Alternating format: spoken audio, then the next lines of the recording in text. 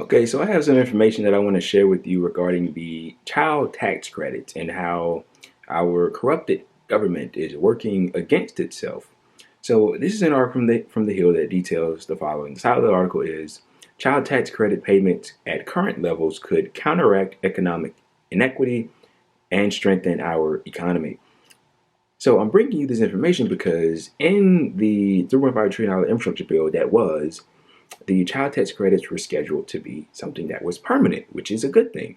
But in the new revamped compromise on the compromise on the compromise bill, they're only scheduled to be extended for 1 year.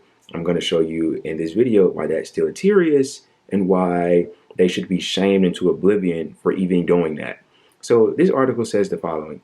The COVID-19 pandemic and unprecedented nationwide protests against racial inequity in 2020 shined a necessary light on the systemic racism embedded in our country's policies and institutions. The child tax credit is one striking example. From the time it was enacted in 1997 until this year, the child tax credit, which was expressly intended to help struggling families, included 50% of the black children in this country as compared to just 20% of the white children because their incomes were too low.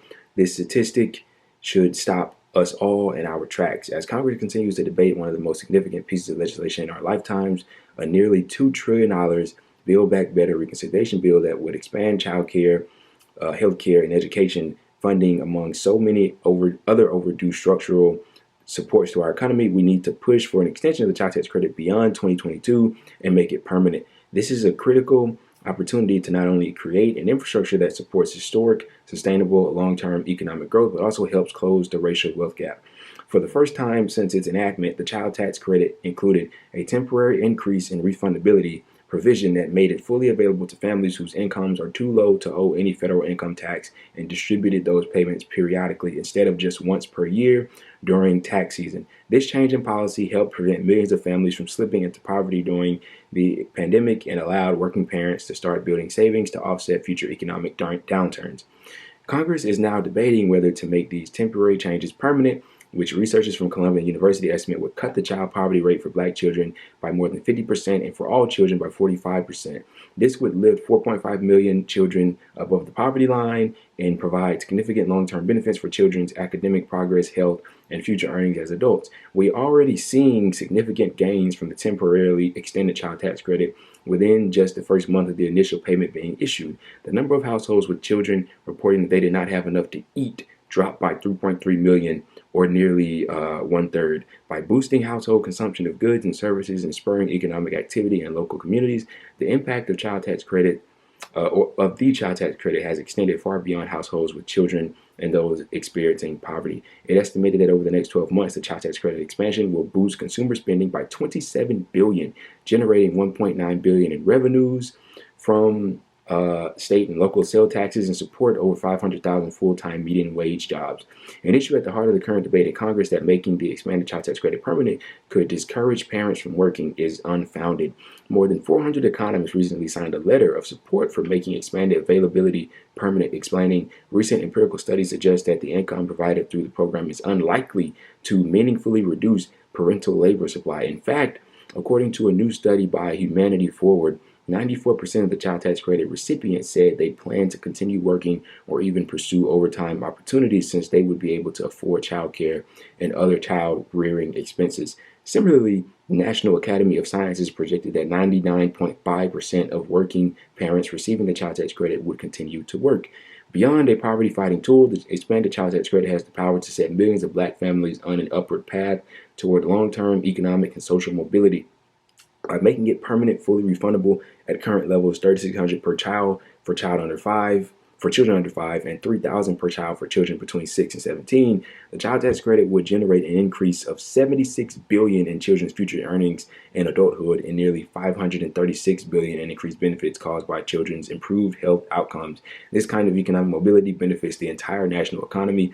The estimated $800 billion current and future value of this tax credit to society is roughly 8 times the $100 billion initial cost. It is rare that any public policy achieves such high return on investment. Wow. So this is very simple. This is extremely simple. This isn't hard to discern. If you're against the child tax credits, you're for 3.3 million children or 3.3 million families not having enough to eat.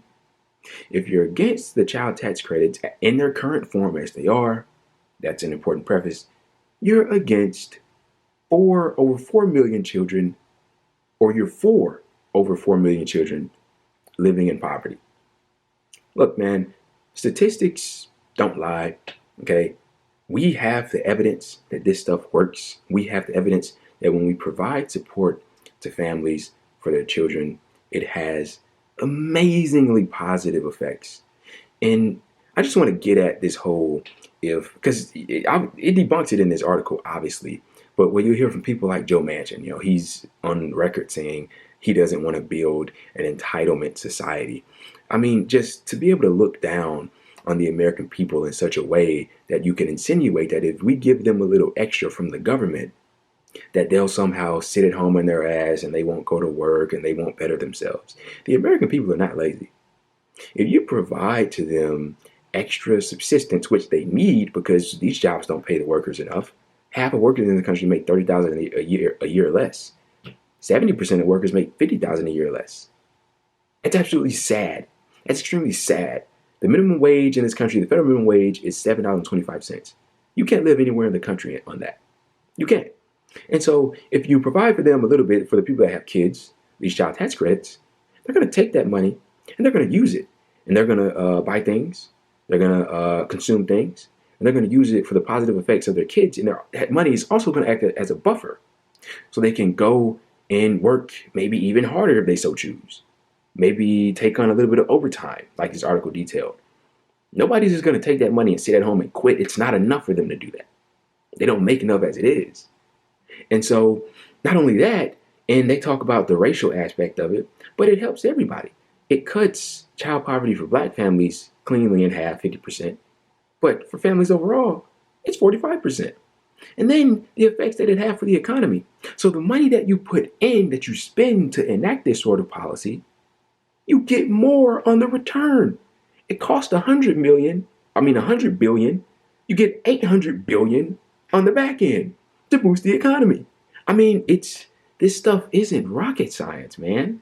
And you wonder how it went from being something that they wanted to be permanent to only a 1-year extension.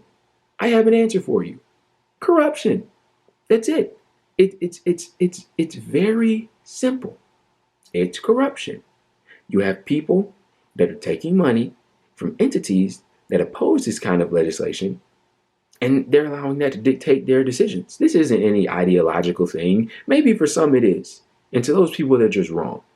But man, they need to fight like hell, the quote unquote progressives, to make some kind of accommodations and amend what this bill has completely turned into. But they're not going to do it. And we'll probably see a 1-year extension, if that. I mean, if it even makes it. I mean, I've pretty much lost all hope at this point. The little hope that I had to begin with in these insanely evil politicians. But look, man, the evidence is here. I mean, it helps millions of children, millions of families, and it only has positive effects. I mean, this is something that other countries have already done and gone far beyond. I mean, I believe in France and many other European countries, many other countries in general. But in France, they've literally subsidized children. If you have kids, the government will step in and pay you and help you out so you can raise them. And those kids will one day take the place of their parents, become part of the economy, stimulate the economy in ways that will prove to be beneficial for everyone. We have the chance to do that here. We spend the least on childcare among, I'm pretty sure, all the developed countries in the world, all the rich countries. We don't do that. And then we wonder why certain portions of the population turn out the way that they do. We don't provide to them the resources, the education, the tools that they need to prosper and to become the kind of individual that can positively affect any given society.